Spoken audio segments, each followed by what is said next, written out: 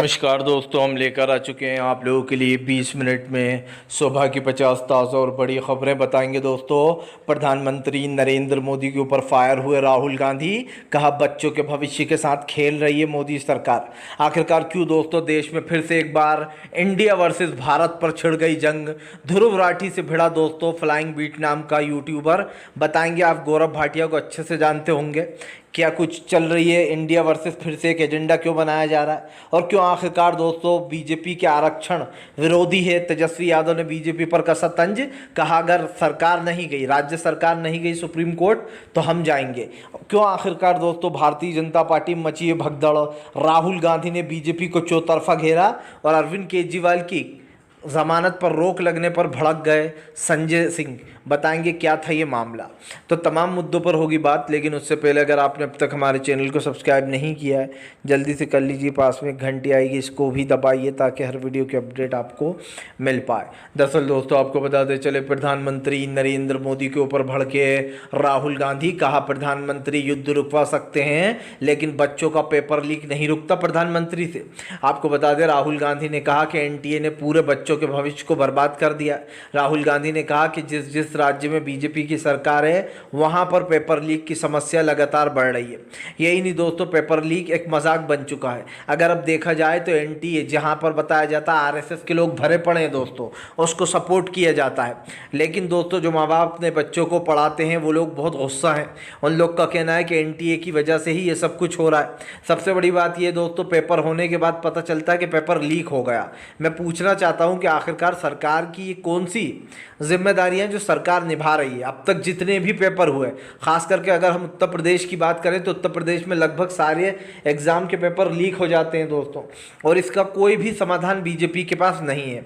इसीलिए प्रधानमंत्री को जनता ने अपना असली मत दिखाकर बता दिया है कि फिलहाल देश के साथ जो भी इस तरीके की हरकतें करेगा उसको सत्ता में नहीं लाया जाएगा।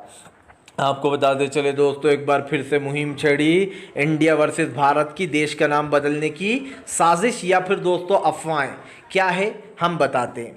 दरअसल दोस्तों फिर से एक बार इंडिया वर्सेस भारत होने लगा है, और ये वो लोग कर रहे हैं दोस्तों जो बीजेपी के एजेंडे को बढ़ावा देते हैं। एक सदनाम गुरु है दोस्तों, इन्होंने एक ट्वीट किया। लेकिन आपको बताते चले दोस्तों, उससे पहले एनसीईआरटी इसने एक बात कही थी, जहां जिसको आप समझिए किस चैनल ने छापा है, एनआई ने। एनसीईआरटी ने कहा कि फिलहाल स्कूल की किताबों में भारत इंडिया की जगह भारत होगा ताकि हमारे देश के लोगों को पता चलना चाहिए। ऐसा किसने छापा? एनआई, जो कि मोदी सरकार का ही चैनल माना जाता है कि ये एनआई हमेशा बीजेपी की पक्षपाता करता है क्योंकि एक सरकारी चैनल है। तो दोस्तों एनआई ने ये छापा कि अब से ये मुहिम चल रही है कि इंडिया का जो नाम है वो इंडिया हटाकर भारत बुकों में कर दिया जाए ताकि आने वाली पीढ़ियाँ हमारे नाम को समझे। इसी को लेकर सदनाम गुरु है दोस्तों, योग गुरु, जिन्होंने एक ट्वीट किया, जिन्होंने कहा कि ये बहुत अच्छी पहल है। अगर ऐसा हो रहा है तो बहुत अच्छी पहल है। भले ही हम भारत का नाम ना बदल सके लेकिन कम से कम किताबों में तो इसको बदल ही देना चाहिए ताकि आने वाली पीढ़ियाँ बड़े सम्मान से लें, क्योंकि इंडिया से कई साल पहले से हमारे देश का नाम भारत था। सवाल सिर्फ दोस्तों भारत या इंडिया नहीं है। आपको याद होगा जब इंडिया गठबंधन ने अपना नाम रखा था अपना गठबंधन का, तभी बीजेपी तिलमिला गई थी और उसको अनुमान हो गया था कि इंडिया गठबंधन को एक बड़ी जीत मिलेगी, और वही हुआ दोस्तों। इंडिया नाम के सहारे और मेहनत के सहारे विपक्ष ने इंडिया नाम का सर ऊंचा कर दिया। किसी को बहुमत नहीं मिली, जबकि दोस्तों ये लोग आखिरी तक क्या कह रहे थे कि देखना क्या होगा, इंडिया गठबंधन नाम बदनाम करा देगा हमारा, और तमाम तरीके की चीज़ें कही थी। अगर ये हार गए तो इंडिया का नाम नीचा होगा, लेकिन इंडिया ने ऊंचा ही नाम किया। तो सदनाम गुरु जी कहते हैं कि इंडिया का नाम भले ही भारत ना हो पाया, किताबों में बदल दो। इसके बीच में दोस्तों कूद पड़े ध्रुव राठी। ध्रुव राठी ने सदनाम गुरु को जमकर लपेटा और दोस्तों इनकी असलियत बताई। ध्रुव राठी ने जो है जगदानंद गुरु को जो है यहाँ पर उन्होंने कहा कि देश विरोधी एजेंडा बताया। आप अपने आप भारत विरोधी एजेंडे पर रोक लगाइए। ये किसने कहा? ध्रुव राठी। ध्रुव राठी ने कहा सब जानते हैं कि हमारे संविधान में इंडिया और भारत दोनों को लिखा है, लेकिन केवल राजनीति के लिए फूट डालो और राज करो का जनता के साथ खेल रहे हैं आप लोग। यही नहीं दोस्तों, उसके बाद एक फ्लाइंग बीस्ट नाम का यूट्यूबर है, आपने देखा होगा, फ्लाइंग बीस्ट नाम है इसका। ये व्लॉग वगैरह बनाता है, खुद ही इनकी वाइफ है और ये लोग। तो फ्लाइंग बीस्ट नाम का दोस्तों ये यूट्यूबर कूद पड़ा ध्रुव राठी के, क्योंकि दोस्तों ये जो फ्लाइंग बीस्ट है ये फ्लाइंग वेस्ट भी दोस्तों एक तरीके से बीजेपी का पक्षकार माना जाता है, हमेशा ये एलविश यादव का साथ देता है। तो इसने क्या लिखा कि यूट्यूबर ध्रुव राठी पर कहा कि कुछ विदेशी लोग क्यों अपना पूरा नियंत्रण चाहते हैं, सबकी सोच अलग अलग हो सकती है।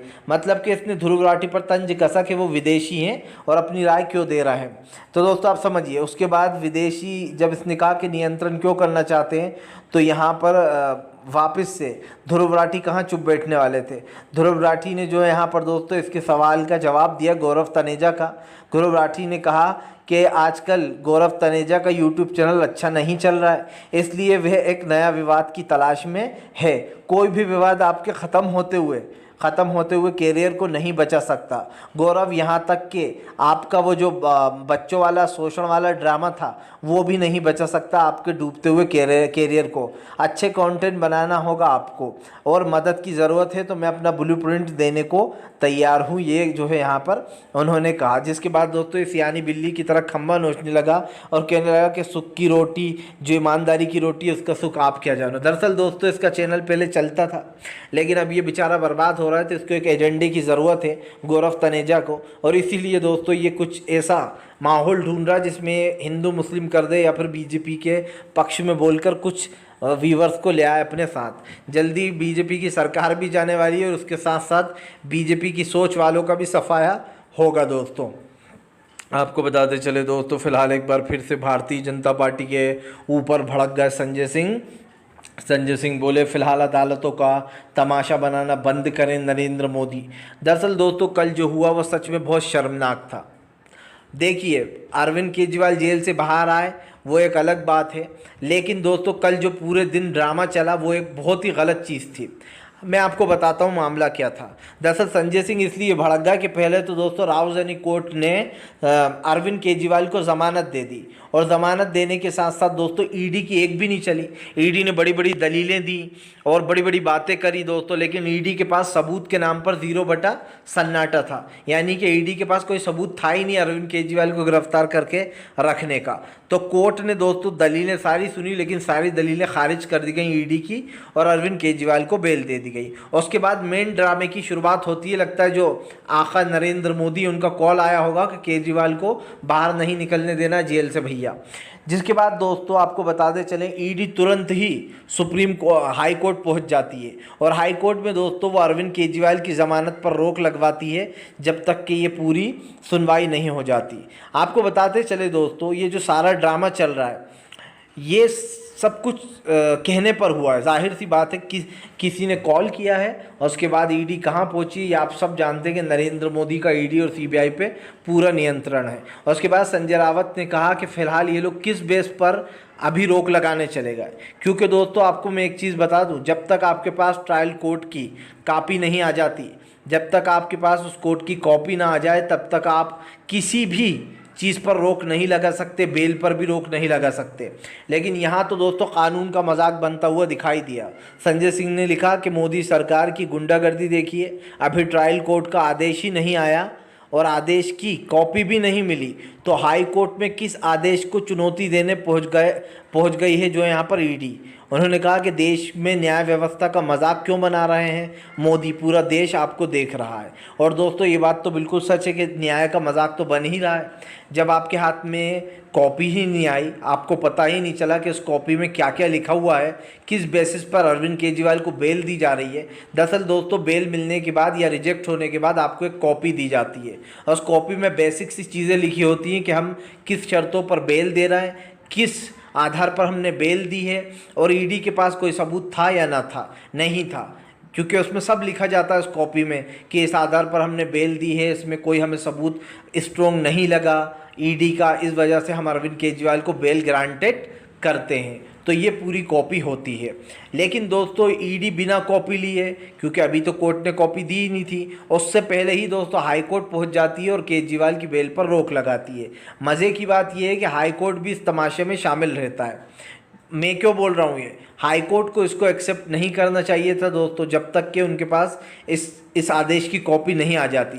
रावजानी कोर्ट ने अरविंद केजरीवाल को बेल दी, ईडी हाई कोर्ट पहुँच गई और पूरे कानून व्यवस्था का, न्याय व्यवस्था का मजाक बनकर रह गया। तो मैं ये ज़रूर कहूँगा कि दोस्तों ये तभी हो सकता है जब ऊपर से आका का कॉल आए ईडी को, और आका का कॉल आ गया, और आका कौन है ये आप अच्छे से जानते हैं, बताने की ज़रूरत नहीं है।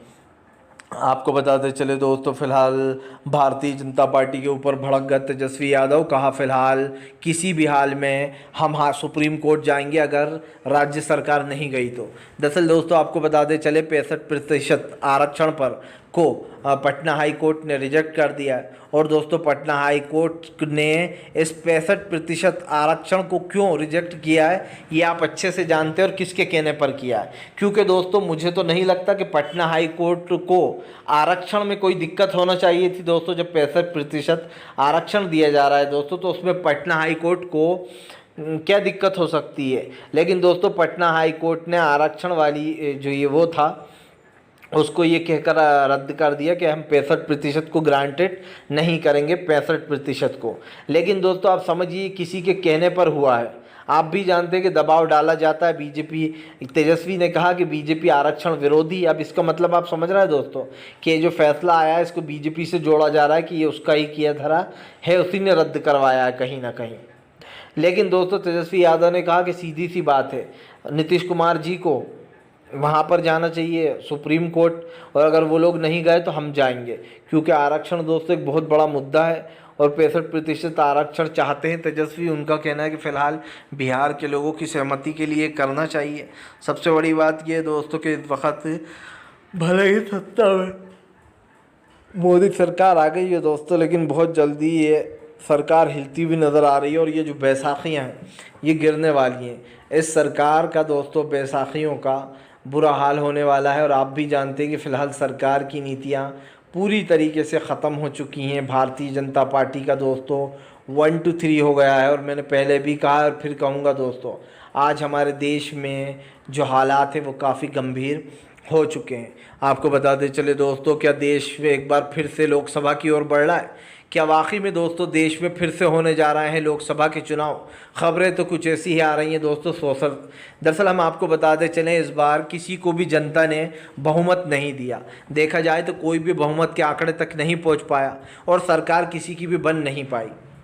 लेकिन बीजेपी ने 2 बैसाखियों के सहारे, नीतीश और नायडू के सहारे ये सरकार बनाई। लेकिन अब खबरें आ रही हैं दोस्तों कि फ़िलहाल चुनाव आयोग फिर से लोकसभा की तैयारियों में जुट गया है। बताया जा रहा है कि फ़िलहाल मानसून सत्र के बाद फिर से एक बार चुनाव कराए जा सकते हैं लोकसभा के। वो इसलिए कराए जा सकते हैं क्योंकि आपको बताते चलें कि अब की बार बहुमत का आंकड़ा किसी को नहीं मिला है, और अगर फिर से चुनाव होते हैं दोस्तों तो करोड़ों रुपये बर्बाद होंगे, ये आप भी जानते हैं। हालांकि ये खबरें आ रही हैं कि चुनाव फिर से कराने की तैयारियां चल रही हैं, लेकिन मुझे जहां तक आदेश है कि मोदी सरकार ऐसा रिस्क नहीं लेने वाली दोस्तों। उसको पता है कि जनता में एक आक्रोश है, और अगर दोस्तों फिर से वोटिंग हुई तो शायद इस बार तो मोदी सरकार को उतनी भी सीटें ना मिले जितनी उसको अभी मिल गई हैं। क्योंकि दोस्तों कई सीटें तो ऐसा माना जा रहा है कि बेईमानी कर कर बीजेपी ने जीती हैं, मतलब कि लोगों को डरा धमकाकर, अधिकारियों को कॉल कर कर ये खबरें आ रही हैं सामने। तो ये चीज़ जो है वो तो आपको पता ही है। लेकिन मैंने आपको पहले भी बताया था कि ये मामला काफ़ी बड़ा है, और इसी को लेकर ये सारी चीज़ें सामने आई हैं। लेकिन आपको बताते चलें अब ये काफ़ी मामला रुक चुका है। ये कहा जा रहा है कि फ़िलहाल ये पेपर तमाम जो चीज़ें हुई हैं, अब फिर से दोबारा एक बार इलेक्शन कराने की होड़ चल रही है। लेकिन मुझे लगता है कि ऐसा नहीं होगा दोस्तों, क्योंकि लोकसभा में बहुत पैसा बर्बाद होता है। सबसे बड़ी बात यह है कि कई बार ऐसा हुआ है जब लोगों को बहुमत नहीं मिला है। आपको याद होगा अटल बिहारी वाजपेयी को 2 बार बहुमत नहीं मिला था। एक बार उनकी सरकार 2 वोटों से गिरा दी थी, तो एक बार 13 वोटों से। कई बार ऐसा 2 बार हुआ था अटल बिहारी वाजपेयी के साथ, तो तीसरी बार में उन्होंने सरकार 5 साल के लिए चलाई थी। तो ये चीज़ें तो सामने सबके हैं ही दोस्तों कि फ़िलहाल बहुमत का आंकड़ा पीछे भले ही रह गया है, लेकिन बीजेपी रिस्क नहीं लेगी दोस्तों। उसको पता है कि जनता इस बार बीजेपी को नहीं चुनने वाली। और भारतीय जनता पार्टी एक चीज़ अच्छे से जानती है दोस्तों कि वो रिस्क के बल पर ही अब तक यहाँ पर बैठी हुई थी। मतलब कि दोस्तों अगर चुनाव आयोग कोई फैसला लेता है, फिर से दोबारा चुनाव कराए जाते हैं, तो आप समझ सकते हैं कि ये पूरी इनकी होड़ रहेगी किसी भी तरीके से इस चुनाव को हम जीते। लेकिन सच्चाई यही है दोस्तों कि इस बार बीजेपी कुछ भी करे, अब वो चुनाव कभी जीत नहीं पाएगी, क्योंकि ये आखिरी सफ़र है नरेंद्र मोदी का। सरकार गिरी तब भी आखिरी सफ़र है, सरकार नहीं गिरी तब भी 5 साल बाद आखिरी सफ़र है। लेकिन जितनी जल्दी गिर जाए उतना अच्छा है, क्योंकि 5 साल बहुत लंबे होते हैं दोस्तों। 5 साल में बहुत कुछ बदल जाता है। इसीलिए हम कह रहे हैं कि नीतीश और नायडू अपनी एक एक बैसाखी हटा लें तो जनता को बहुत आराम मिलेगा इससे, क्योंकि कोई नहीं चाहता है कि अब नरेंद्र मोदी इस देश के पीएम के तौर पर काम करें। वो पूर्व पीएम हो जाए जितनी जल्दी, उतना ही अच्छा हमारे और आपके लिए होगा। आपको बताते चले दोस्तों, फिलहाल भारतीय जनता पार्टी को लगने जा रहा है 440 वाट का झटका दोस्तों। दरअसल आपको बताते चले, राहुल गांधी अगर बने नेता प्रतिपक्ष दोस्तों तो बढ़ जाएंगी बीजेपी की मुश्किलें। राहुल गांधी को दोस्तों मिलेगी सबसे ज़्यादा कमान, और ख़ास करके दोस्तों उनको ज़्यादा पावर मिलेगी। दरअसल दोस्तों आपको बताते चले, 10 साल से नेता प्रतिपक्ष का जो पद है वो खाली पड़ा है, लेकिन अब की बार दोस्तों ऐसा बिल्कुल नहीं है। अब की बार नेता प्रतिपक्ष का जो पद है वो विपक्ष के पास आएगा दोस्तों, और फिर विपक्ष फैसला करेगा कि ईडी सीबीआई में कौन लोग अफसर होंगे दोस्तों, कौन अफसर होंगे और कौन नहीं होंगे। जी हाँ, अगर राहुल गांधी इस पद को अपना लेते हैं दोस्तों तो राहुल गांधी के पास पावर आ जाएगी कि ईडी सीबीआई में जो भी लोग होंगे दोस्तों उनको राहुल गांधी चुन सकते हैं, उन अफसरों को। आपको बताते चलें ये एक बड़ी चीज़ होगी, और इसमें सबसे बड़ा बात यह है कि 2 बार से इसलिए 10 साल से नेता प्रतिपक्ष का खाली पड़ा था दोस्तों क्योंकि विपक्ष के पास बहुमत नहीं था। लेकिन अब की बार विपक्ष के पास बहुमत है और मोदी सरकार के पास बहुमत नहीं है। मतलब वो वैसा बहुमत नहीं कि वो अपने दम पर सरकार बना लेती, उसने एनडीए के बल पर सरकार बनाई है 2 बैसाखियों के सहारे। तो ये चीज़ तो साफ़ हो गई है कि देखो भैया, बीजेपी की अगर बात की जाए या फिर हम बात करें राहुल गांधी की, तो राहुल गांधी एक ऐसे नेता है दोस्तों जिनको लोग बहुत पसंद करते हैं, जिनकी लोग कहीं ना कहीं राजनीति को पसंद करना चाहते हैं। अब मुझे यही है कि इस चीज़ को लेकर दोस्तों जो तमाम मुद्दे चल रहे हैं नेता प्रतिपक्ष वाले, अगर राहुल गांधी इसको एक्सेप्ट कर लेते हैं तो ये अच्छा ही होगा तमाम लोगों के लिए। और अगर राहुल गांधी नहीं बनते हैं दोस्तों नेता प्रतिपक्ष, तो कौन बनेगा, ये भी बड़ा सवाल उठता है। आपको बताते चले दोस्तों, भारतीय जनता पार्टी को लगा 440 वाट का झटका दोस्तों। देश में एक तरफ हुए मोदी, एक तरफ हुए दोस्तों राहुल गांधी। दरअसल दोस्तों प्रधानमंत्री की अपेक्षा राहुल गांधी को लोगों का जमकर प्यार मिल रहा है। एक तरफ राहुल गांधी की सफ़ेद टी शर्ट ब्लैक पैंट दोस्तों उनका ड्रेस सूट बन गया है। लोगों को उनका ड्रेस सूट इतना पसंद आया दोस्तों कि जननायक नाम मिल गया उनको। यही नहीं, राहुल गांधी इस देश के सबसे पॉपुलर नेताओं में उनकी गिनती होने लगी है। राहुल गांधी दोस्तों आने वाले देश का भविष्य तो है ही, लेकिन राहुल गांधी को जो लोगों का प्यार मिल रहा है वो अपने आप में ही एक बड़ी बात है। राहुल गांधी ने जो भी कहा दोस्तों उन्होंने वो कर कर बताया। राहुल गांधी ने कहा है कि हमने जो वादे किए हैं, कई लोग कह रहे हैं 1 लाख रुपए राहुल गांधी कब देंगे। भाई राहुल गांधी की जेब में रखें क्या पैसे? जब राहुल गांधी की सत्ता बनेगी, अगर वो सत्ता में आएंगे तभी तो बेचारे पैसे बांटेंगे ना दोस्तों। अपनी जेब से तो राहुल गांधी देंगे नहीं, उनके पास है नहीं पैसा। उन लोगों के खाते तक फ्रीज कर रखें। सबसे बड़ी बात, जैसे ही सत्ता में दोस्तों कांग्रेस आएगी वो अपना वादा निभाएगी। वो जो 1 लाख रुपए का वादा किया गया है हर गरीब परिवार की एक महिला को, और ये वादा राहुल ज़रूर निभाएंगे अगर बीजेपी की सरकार गिरकर उनकी बन जाती है इंडिया की, या फिर दोस्तों 5 साल बाद बनेगी तब भी ये वादा निभाया जाएगा। लेकिन मैं एक चीज़ ज़रूर बोलूँगा कि इस बार देश की जनता ने जिस तरीके का रिज़ल्ट दिया है उसे देखकर बहुत खुशी हो रही है दोस्तों, क्योंकि जो लोग अपने आप को घमंडी समझते थे दोस्तों, जिन्हें लगता था हमें कोई नहीं हरा सकता है या फिर हम ही सबसे बड़े हैं दोस्तों, उनका सारा घमंड एक एक कर निकल गया। तो ये चीज़ तो साफ़ ही हो गई थी कि फ़िलहाल प्रधानमंत्री चाहे कुछ भी करें, इस बार देश की जनता उन्हें दोबारा नहीं चुनेगी, और वो ही हुआ दोस्तों। प्रधानमंत्री को देश की जनता ने नहीं चुना, उन्हें नकार दिया। आपको दोस्तों नरेंद्र मोदी के चेहरे पर से हंसी गायब दिखेगी। ऐसा लगता है नरेंद्र मोदी अपने दिल में भारी भड़कम सा बोझ लेकर जी रहे हैं। नरेंद्र मोदी को एक ही डर सताता रहता है कि अगर सत्ता चली गई तो क्या करूँगा, क्योंकि दोस्तों जो लोग सत्ता के दीवाने हो जाएं वो इस चीज़ को नहीं छोड़ सकते। और ऐसे में अब आपकी और तमाम चीज़ों की जो भी फरमाइशें हैं वही सब जो है यहाँ पर सामने